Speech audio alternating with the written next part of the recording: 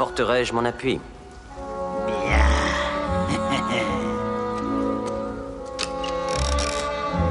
On attaque. Oh, grazie mille. Oh, voyons ce qu'il y a là-dedans. Voyons ça. Un paquet de déchets toxiques provenant de ton usine de textile non polluante. Et j'ai tout un lac de ces saloperies en amont. Tout ça, ça peut provenir de n'importe où. Et ces papiers qui prouvent que tu possèdes une bonne moitié des immeubles pourris de Gotham City. S'il existait de tels documents, ce que je suis loin d'admettre, j'aurais veillé à ce qu'ils passent au broyeur. Excellente idée. Du scotch au kilomètre, un zeste de patience, et on peut en faire des miracles. Bonjour à tous et bienvenue dans les films de ma jeunesse. Donc cette fois-ci pour vous parler de, donc comme je vous les avais déjà présentés dans une vidéo, le premier volet de Batman de Tim Burton, mes Batman préférés quoi. Donc là, je me suis dit, je vais vous présenter sa suite quand même. Comme ça, les Batman de Burton seront faits, ce sera une bonne chose de faite. En vous parlant de Batman le défi.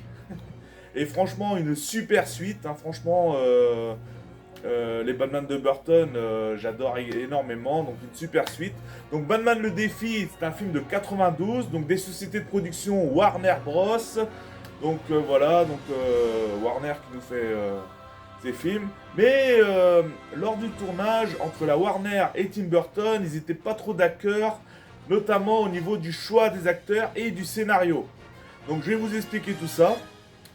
Donc en fait, Tim Burton, à la base, ne voulait pas réaliser cette suite parce que la Warner Bros. Voulait inclure Robin dedans.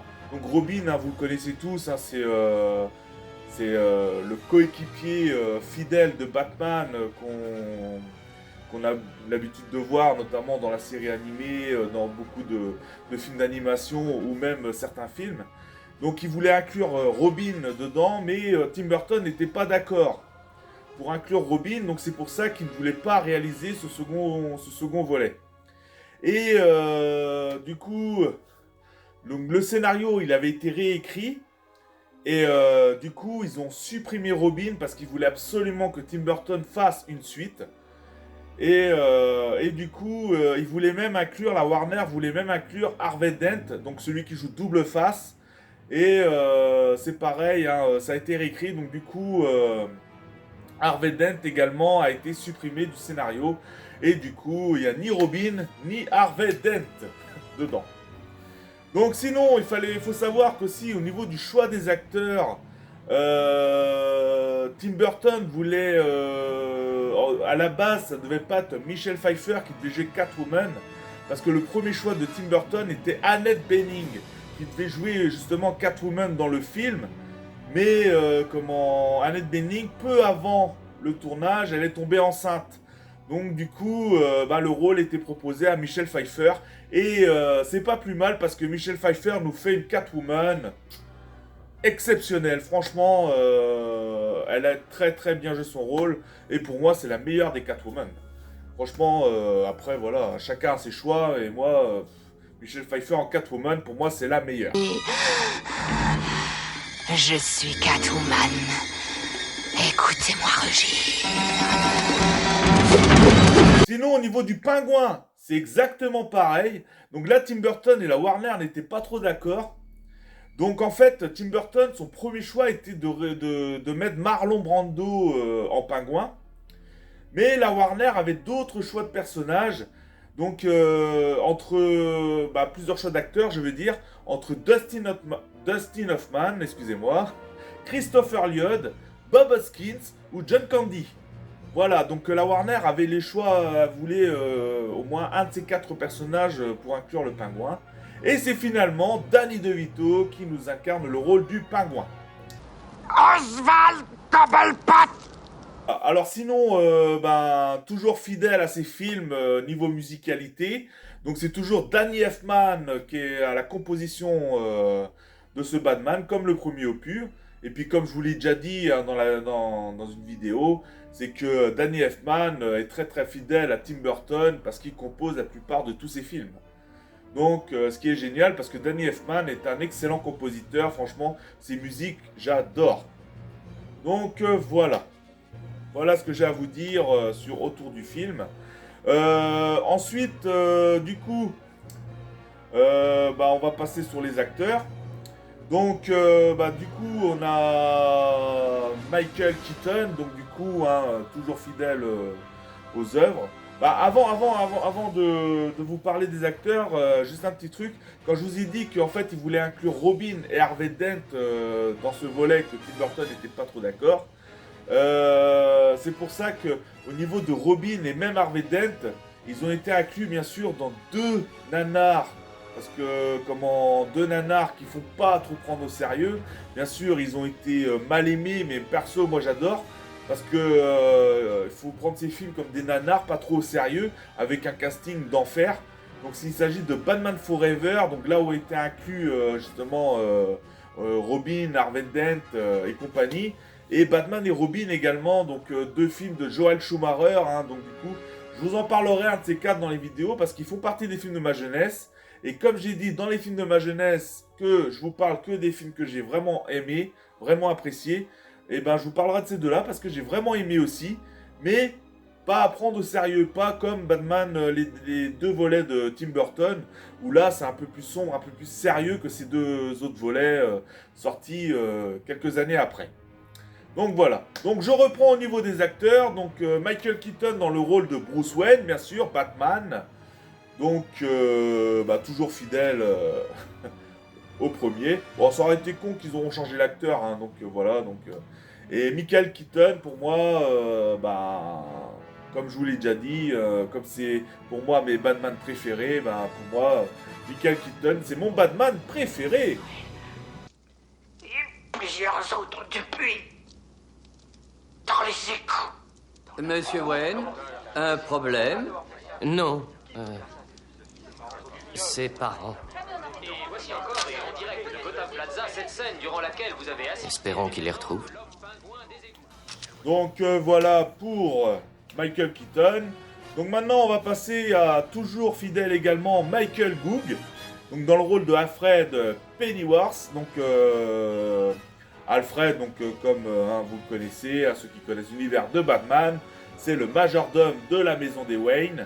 Donc le majordome de Batman, de Bruce Wayne, et celui qui lui prépare des gadgets, etc. Donc vous le connaissez. Et comme le premier volet de Tim Burton, donc c'est toujours Michael Gough dans le rôle de Alfred Pennyworth. Le cirque est revenu pour 2 semaines. Les gosses en sont fous. Merci. Mais c'est froid. Une vichysoise, monsieur. C'est en principe à servir froid. Le cirque présente un numéro de monstre, peut-être pas très indiqué pour les enfants. En vedette, la femme caniche, l'homme le plus gros du monde, et Aquatique, l'oiseau enfant. Pourquoi tenez-vous tant à faire la preuve que ce pingouin n'est pas ce dont il a l'air? Devez-vous rester la seule et unique bête humaine de Gotham? Le cirque a plié bagage hier, et peut-être pour toujours. Après qu'on eut signalé des disparitions d'enfants dans plusieurs villes, la police interdit l'accès du champ de foire au Triangle Rouge. Toutefois, au moins un des artistes du numéro de monstre a disparu avant que l'on puisse l'interroger. Donc maintenant, voilà, dans le premier volet, il y avait Jack Nicholson dans le rôle du Joker, donc l'un des ennemis phares de Batman. Et dans le second volet, il y a aussi un des ennemis phares de Batman, qu'il s'agit du Pingouin. Donc le Pingouin, comme je vous l'ai dit au début de cette vidéo, plusieurs acteurs étaient supposés le faire, et c'est du coup Danny DeVito qui incarne le Pingouin. Donc voilà, de son vrai nom, Oswald Cobblepot.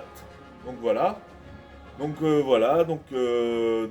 Pingouin, Oswald Cobblepot, et le Pingouin, c'est le surnom qu'on lui donne parce qu'il a été élevé dans les égouts par de nombreux manchots et pingouins qui l'ont accueilli. Donc voilà pourquoi il se fait appeler le Pingouin. Mais je vous expliquerai par rapport à l'histoire pourquoi, comment ça en est arrivé là pour justement ce personnage.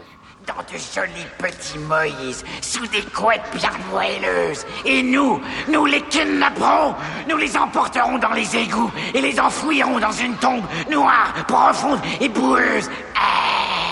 Pingouin, dis donc, tuer des gosses pendant leur sommeil, c'est pas un peu...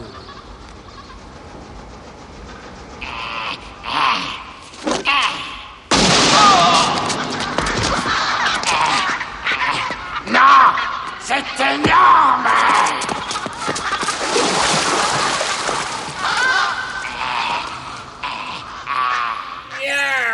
Et oui, vous savez de qui on va parler là. Et oui, on va parler de celle, de la voleuse de Batman. Bah, de la voleuse dans Batman, hein, parce qu'elle vole pas Batman, mais de l'espèce de voleuse, cambrioleuse, tout ce qu'on veut. Et quand elle sort ses griffes, il vaut mieux pas être sur son passage. Et oui, il s'agit du personnage de Catwoman. Donc Catwoman, c'est pareil, c'est un personnage phare de l'univers de Batman. Donc, elle fait un peu partie, c'est un peu aussi une antagoniste comme une protagoniste. Hein, donc voilà, c'est un peu les deux, mais bon, elle est plus du côté antagoniste quand même parce que... Bah ouais, Catwoman, faut pas la faire chier, faut pas la chercher non plus. Donc, comme je vous l'ai dit au début, donc à la base, ça devait être Annette Bening qui devait rejouer le rôle de Catwoman. Mais du coup, le rôle a été confié à Michelle Pfeiffer car... L'autre actrice était tombée enceinte juste avant le tournage, donc et c'est pas plus mal comme je vous l'ai dit parce que Michelle Pfeiffer nous joue une Catwoman vraiment exceptionnelle, vraiment géniale. En plus c'est une actrice que j'aime beaucoup, donc Michelle Pfeiffer. Je vous en ai déjà parlé dans le film Esprit Rebelle. Franchement, l'un de mes films clés, l'un de mes films de chevet quand même, où elle joue le rôle d'une prof vraiment exceptionnelle. Hein, je vous en ai déjà parlé dans la vidéo d'Esprit Rebelle. Et Michelle Pfeiffer, franchement, elle nous joue une Catwoman que je kiffe bien.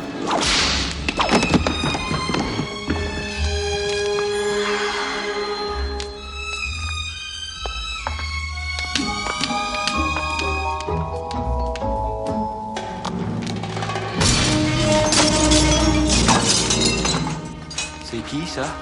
C'est quoi ça? Je sais pas s'il faut ouvrir le feu ou s'il faut tomber amoureux.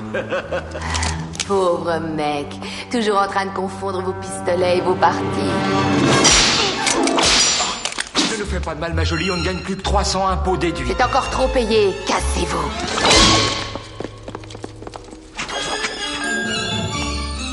Et je vais vous parler d'un dernier personnage assez phare dans le film, assez connu aussi dans le monde du cinéma, qui a joué dans énormément de films. Il s'agit de Christopher Walken, qui nous joue le rôle de Max Schreck. Et justement, comme je vous l'ai dit au début de cette vidéo, quand Tim Burton ne voulait pas, la Warner voulait inclure Robin et Harvey Dent, donc double face dans le film, et justement, donc le scénario a été réécrit pour que Tim Burton puisse réaliser ce film. Et du coup, ils ont supprimé Robin et Harvey Dent. Et justement, Harvey Dent a été remplacé par Max Schreck. Donc s'il n'y avait pas Max Schreck dans le film, donc incarné par Christopher Walken, on aurait eu un double face, donc Harvey Dent dans ce film. Mais du coup, ça a été remplacé par Max Schreck. Donc justement incarné par Christopher Walken. Imaginez une ville comme Gotham, qui dans un avenir proche s'allumerait comme un tapis d'étoiles, mais serait tributaire, malheureusement, de baisses de tension très fâcheuses. Franchement, j'en claque des dents, monsieur le maire. Je regrette, tous vos projets passeront en commission comme il se doit et suivront la filière comme il se doit. J'ai une suggestion à vous faire.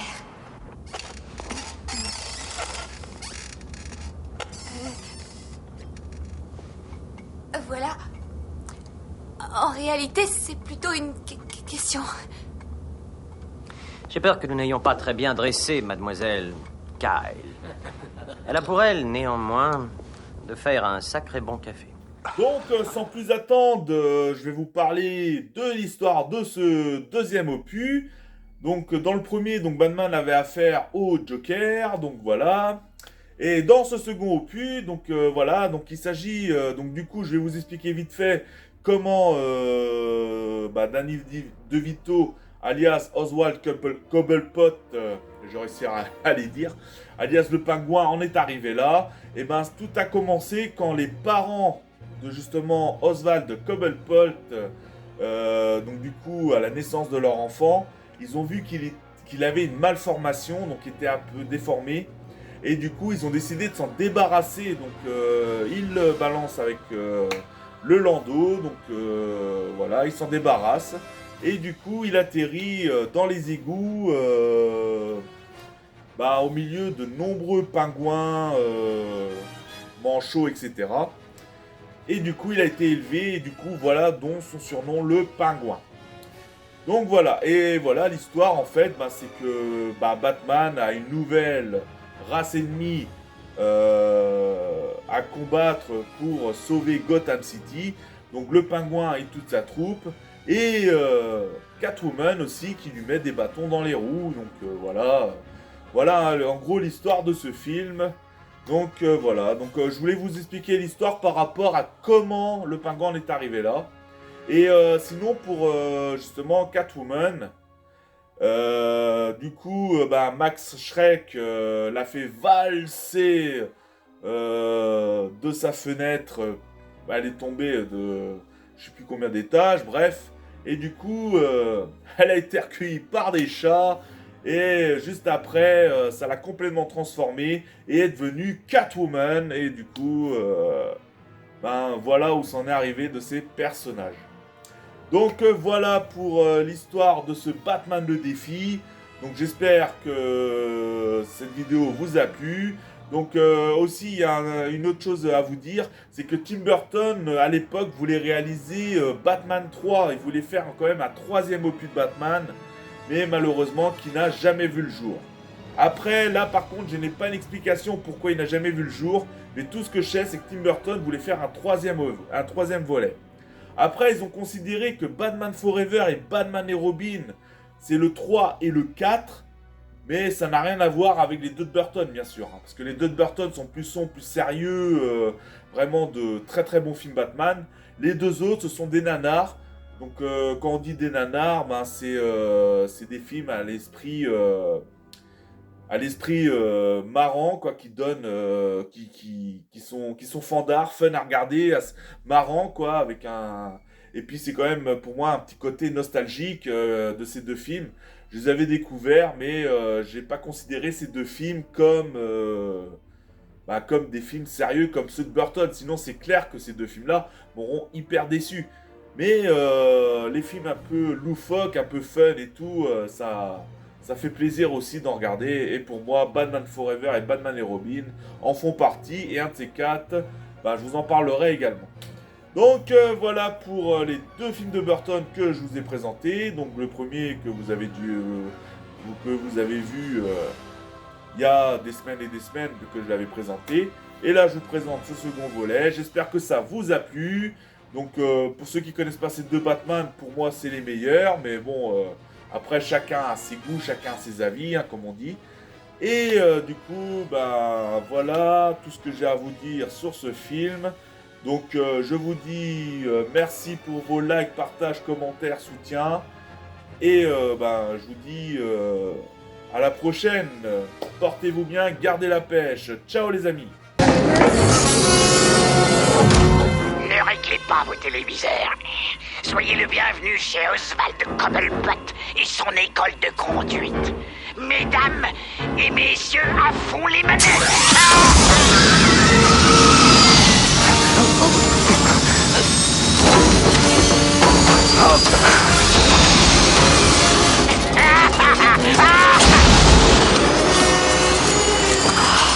Non.